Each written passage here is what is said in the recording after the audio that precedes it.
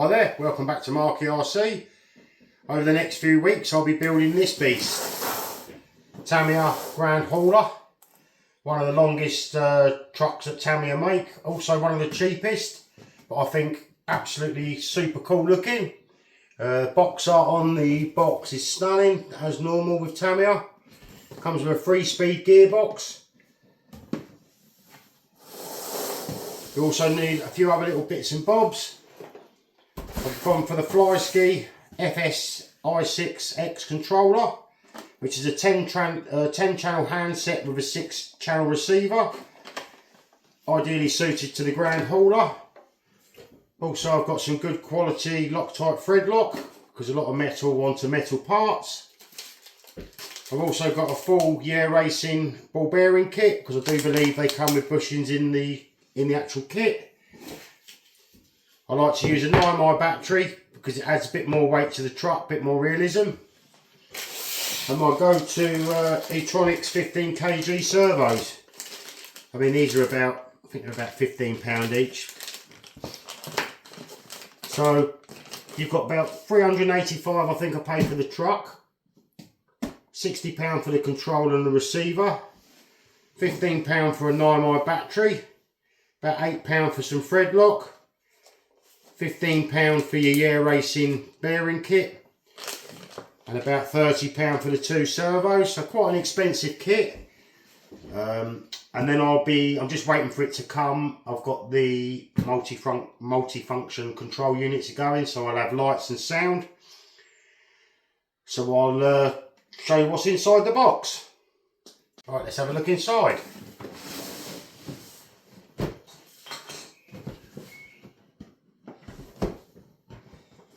If I can get the box open, that is.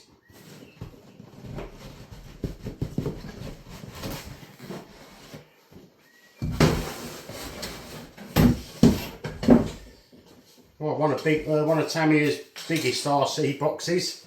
Absolutely huge. Right, first of all, put that to one side for a minute. Just put it to one side. Absolutely beautifully laid out again inside the boxes. Really does look super nice. Right, let's have a look what's inside. Truck cab. Really good detail on that. Don't know whether I'm going to go box art or paint it up like custom. 2 big rear arches for the back of the truck. Loads and loads of wheels. They look really cool. And you can see that there. And then you've got the internal ones. A couple of front wheels with the little studs on. Pretty nice.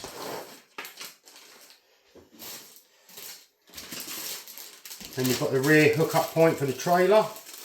I think in the multi-function control unit kit you get one of those, so it actually actuates and makes the sound of hitching onto like a real truck.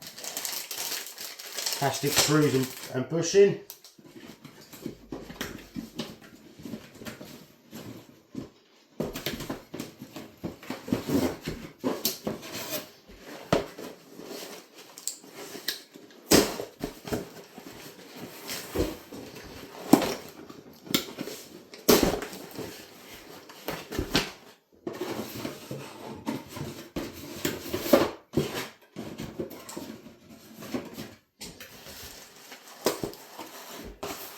Ten tyres, nice groove, like realistic tread pattern on those.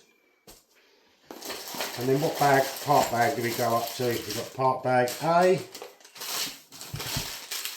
just bracketry and little aluminium shock absorbers and all the little brackets. Part bag B. Looks like you've got the springs for the rear suspension, front axle. Part bag C, all the differential gears, drive shafts, other bits and pieces, some more brackets. Drive bag D, more pinion, E-clips, gear selectors for the gearbox, gear end plates, and you get brass bushings in this particular kit, not plastic bearings. Just a normal Tamiya 540 motor. Probably change that for something with a little bit more torque.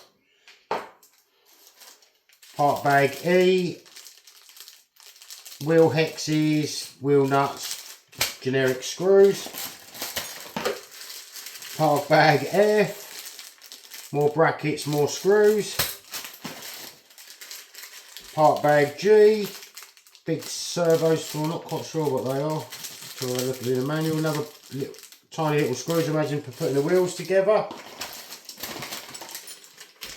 You get your Tamiya tools, little spanner, some grease, some Loctite, and some plastic hosing. Little sponge pad. Oh, mud flaps for the rear mud flaps. A bit like the exhaust stacks. They're actually metal. That's pretty cool. Thought they'd have been fine plastic. Big long drive shaft. Probably the longest drive shaft I've ever seen from Tamiya. That's the gear selector rod for inside the 3-speed gearbox. Then we've also got a driver figure. I think the grandhauler is the only truck that Tamiya make with a driver figure, so that's pretty cool. All the chrome work, fuel tanks, all nice and shiny. Got the front grille. Oh, that's got some really nice detail to the front grille on this truck. Big bull bar bumper. I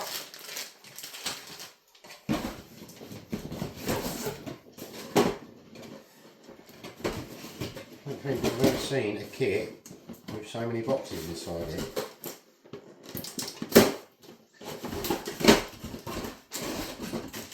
More chrome bits, front bumper, side steps.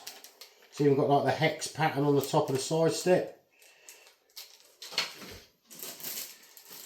More plastic trees. Interior. So you get a steering wheel, seats, pretty cool. You can paint them up pretty nice. Rear light clusters, proper red plastic. They look nice with the light kit behind it. Plastic bracing, and you get a different choice of the hitch up point. You get a round or like a squarey shaped one. Front indicator lenses, also the same again, orange clear plastic so the light shine through. Gearbox internals.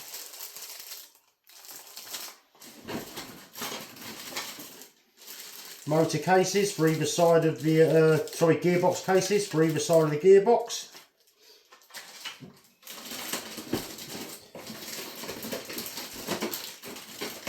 Left and right stacks for the exhausts. Axle covers by the looks of things. A couple more chrome bits.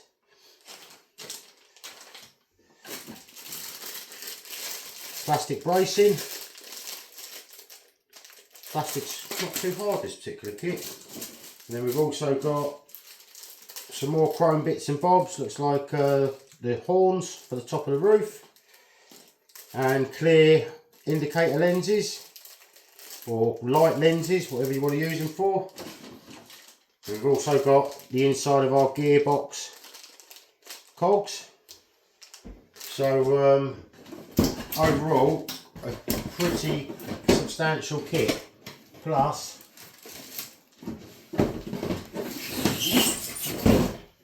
two huge ladder chassis frames for the truck to sit on. I think, if I remember rightly, this truck's about 720mm long. So that is a whopper.